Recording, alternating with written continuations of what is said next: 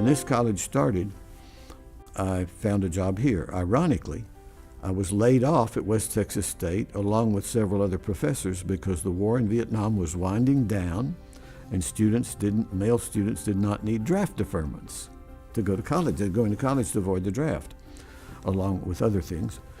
And so I lost my job there and ended up finding a job here at a place that was growing very fast because of Vietnam veterans. I lost a job because of the Vietnam War winding down and ended up teaching here because it was filled with college students coming back from the war in Vietnam.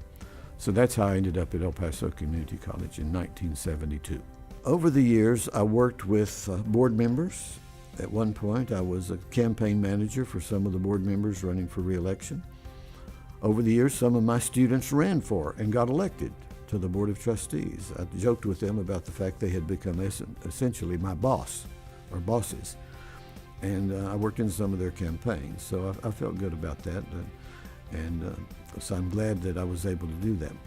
Then also, over the years in working with these people in these different areas of El Paso's life, I became close friends with many of them, as I have with the members here at the staff of El Paso Community College.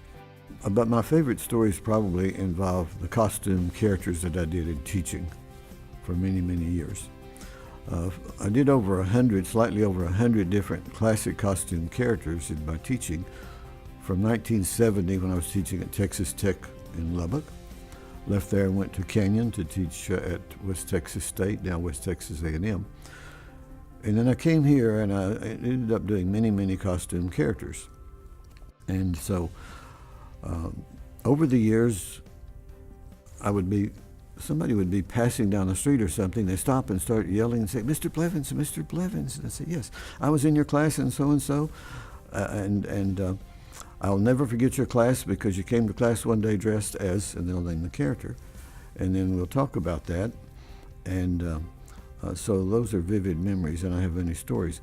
And one of my best feelings is when some of them will say something like, "Mr. Blevins, you were my favorite professor, and I'll never forget the day you came in dressed as a prison guard, and you dropped a prison outfit on me and put a ball and chain around my feet, and we had a trial, and you found me guilty." I said, "Yes, I'll never forget. I did this to many students, and I found all of you guilty for coming in late." I taught for 53 years, and 44 years, only one or two other people have been here that long. And so I think that's important, that I had a job that I enjoyed, I had fun with, and it lasted longer than any other job I had in my life. So I think I've had a good life. I want to thank El Paso Community College, staff, faculty, everybody that has helped me to, quote, be a success.